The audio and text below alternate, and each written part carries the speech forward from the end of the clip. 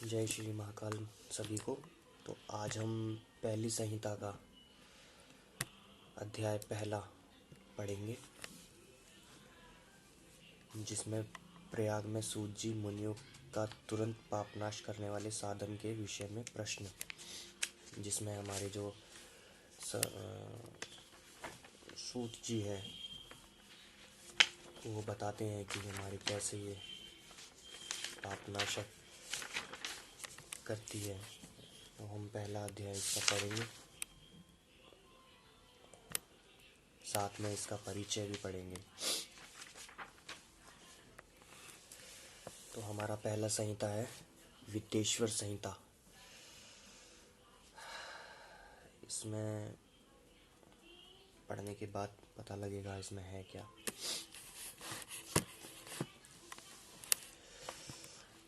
जो आदि और अंत में नित्य मंगल में है, जिनकी समानता अथवा तुलना कहीं भी नहीं की है, जो आत्मा के स्वरूप को प्रकाशित करने वाले देवता हैं, जिनके 5 मुख हैं और जो खेल ही खेल में अनायास जगत की रचना, पालन और संहार तथा अनुग्रह एवं तरोभाव रूप पंच प्रबल कर्म करते रहते हैं, उन सर्वश्रेष्ठ अजर अमर ईश्वर अंबिकापति भगवान शंकर का मैं मन ही मन चिंतन करता हूँ। हर हर महादेव शंभो ओम नमः शिवाय। तो व्यास जी कहते हैं, जो धर्म का महान क्षेत्र है और जहाँ गंगा यमुना का संगम हुआ है, उस परम पुण्य में प्रयाग में जो ब्रह्मलोक का मार्ग है, सत्यव्रत में तत्पर रहने वाले महातेजस्वी महाभाग महात्मा मुनियों ने एक विशाल ज्ञान यज्ञ का योजन किया, और उस ज्ञान यज्ञ योजन का समाचार सुनकर पौराणिक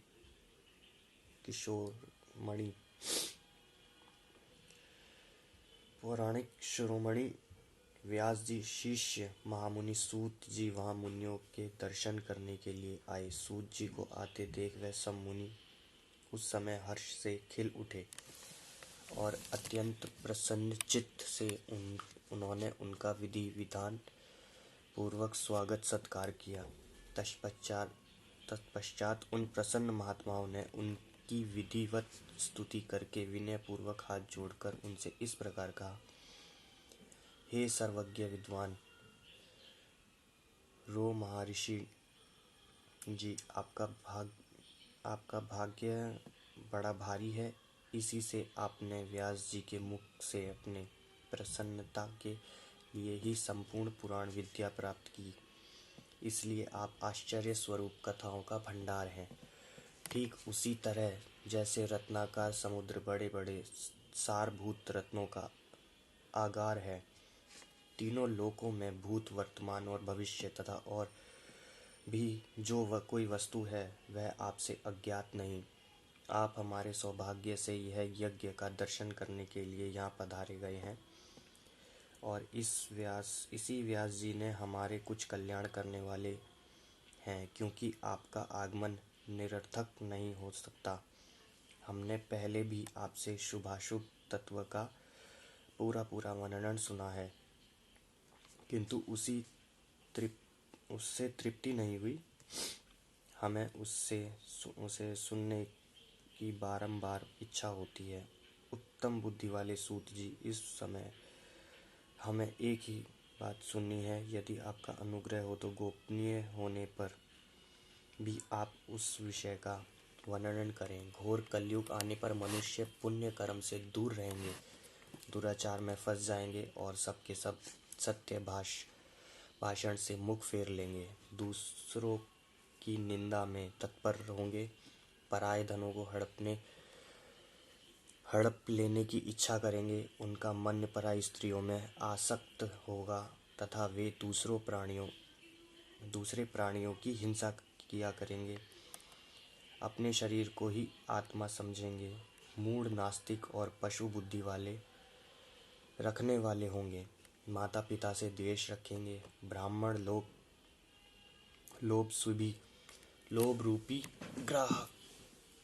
ग्राह के ग्रास बन जाएंगे, वेद बेचकर जीविका चलाएंगे, धन का उपार्जन करेंगे और विद्या का अभ्यास करेंगे और मद से मोहित रहेंगे, अपनी जाति के कर्म छोड़ देंगे, प्राय दूसरों को ठगेंगे, तीनों काल की संध्योपासना से दूर रहेंगे और ब्रह्म ज्ञान से शून्य होंगे।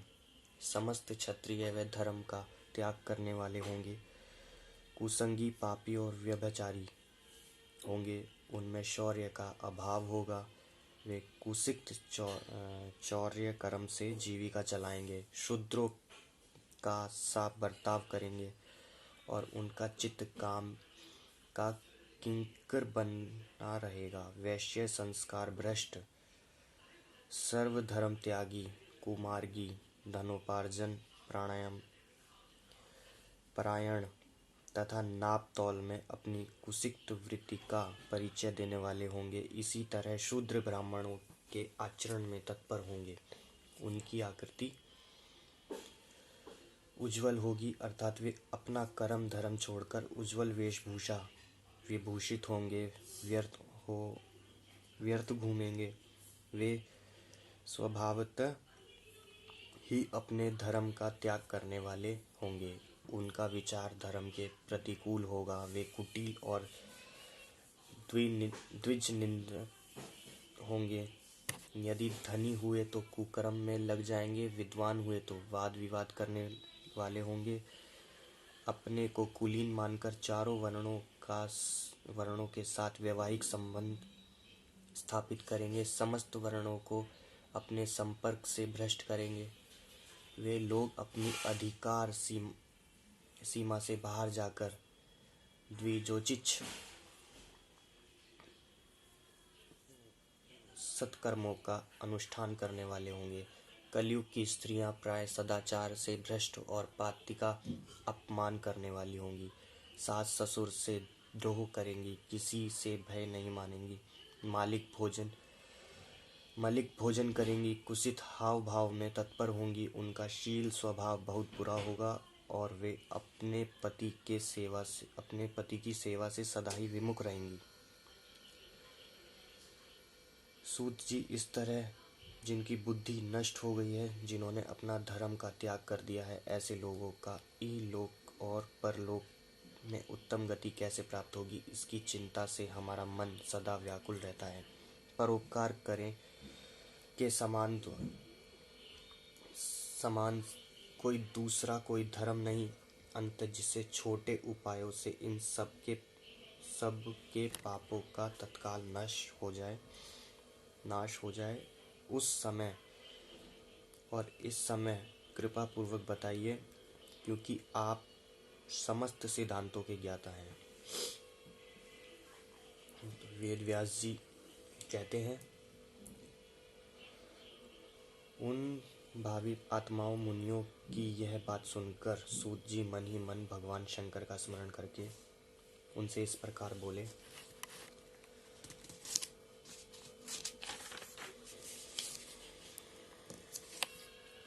हमारा जो इसमें पहला अध्याय है वो यहीं समाप्त होता है। सूत जी आदि बात कहकर यहाँ से चुप हो जाते हैं और वह शिव पुराण का परिचय देने लगते हैं।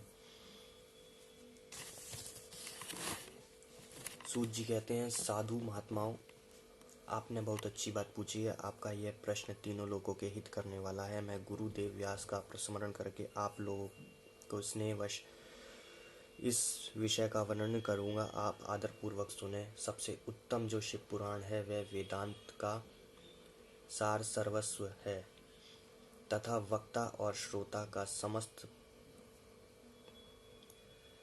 पाप राशियों से उद्धार करने वाला है। इतना ही नहीं, वह परलोक में परमार्थ वस्तुओं को देने वाला, कल्मषार राशि का विनाश करने वाला, उसमें भगवान शिव के उत्तम यश का वर्णन है। ब्राह्मणों, धर्म अर्थ कर्म काम और मोक्ष, इन चारों पुरुषार्थ को देने वाला है। वह पुराण सदा ही अपने प्रभाव की दृष्टि से वृद्धि या विस्तार को प्राप्त हो रहा है। विप्रेवरों, उस सर्वोत्तम शिव पुराण के अध्ययन मात्र से ही कलयुग के पाप आसक्त जीव श्रेष्ठतम गतियों को प्राप्त हो जाएंगे। कलयुग के महान उत्पात अभी तक जगत में निर्भय होकर विचरेंगे। जब तक यहाँ शिव पुराण का उदय नहीं होगा, इस वेद के तुल्य माना गया है। इस वेद कल्प पुराण का सबसे पहला भगवान शिव ने ही प्रणयन किया है।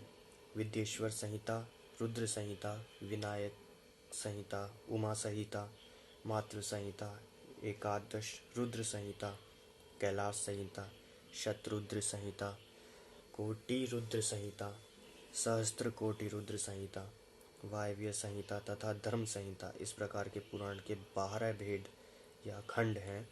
यह 12 संहिताएं अत्यंत पुण्यमयी मानी गई हैं। ब्राह्मणों, मैं इन श्लोकों की संख्या बता रहा हूँ, आप लोग वह सब आदरपूर्वक सुने।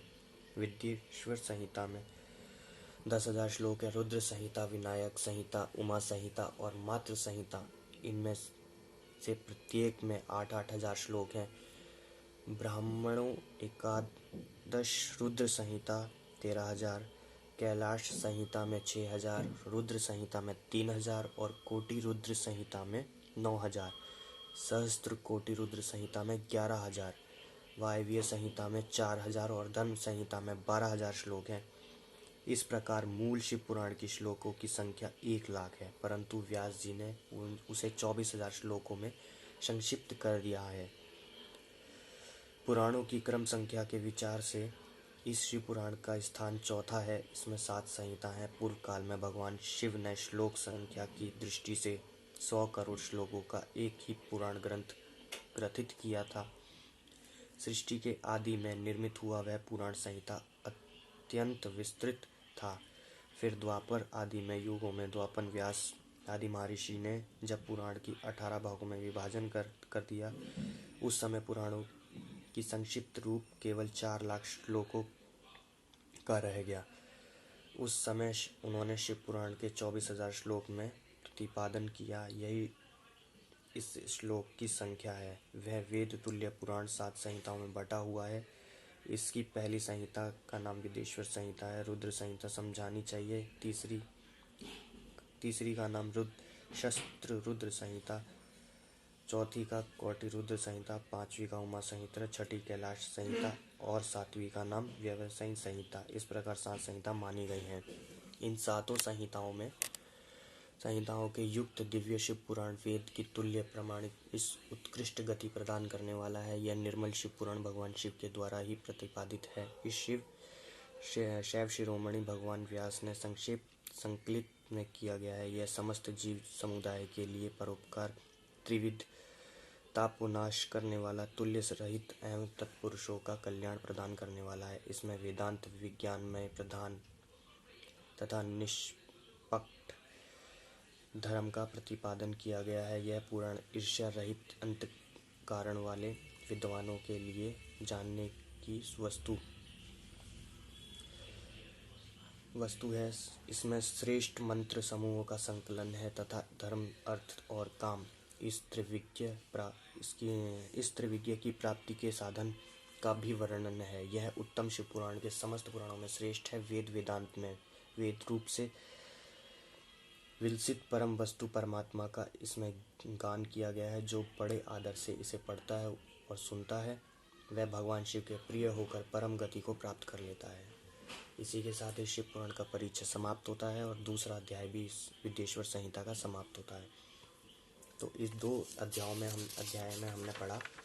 पहला तो कलयुग में जो लोगों की बुद्धि है, ये मूढ़ बुद्धि के लोग होंगे। सबसे जानने वाली बात यह है, ये 10वीं से 11वीं सदी में लिखा गया था और उन लोगों को पता था कि कलयुग में कैसा कुल आने वाला है, कैसा मनुष्य आने वाला है।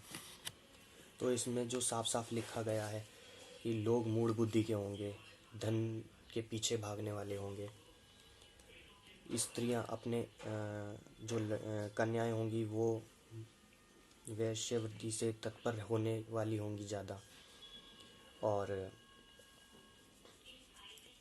जो स्त्रियों की शादी हो चुकी होगी वो अपने पति की सेवा से विमुख रहेंगी। तो जो चीज़ हम आज देख रहे हैं, जो चीज़ हम आज महसूस कर रहे हैं, वो लगभग 10वीं से 11वीं ईस्वी के पहले ही ये बात बता दी गई थी। और शिव पुराण तो एक ऐसा पुराण है जो भगवान खुद शिव ने कहा गया था, और हमारे जो वेद व्यास जी ने लिखा था, लिखा तो खैर ये गणेश जी के दांत से लिखा गया था, सूत जी ने कहीं भी कहा था, और ये महर्षि वेद व्यास जी ने कहा था, और गणेश जी ने लिखा था, और सूत जी ने इसको पढ़ा था। इसी के साथ ही हमारे ये 2 अध्याय समाप्त होते हैं। आप सभी से एक निवेदन है कि इस वीडियो को ज़्यादा से ज़्यादा शेयर कीजिए, ताकि लोग शिव पुराण और हमारे ग्रंथ से जुड़ें, हमारे सनातन धर्म से जुड़ें।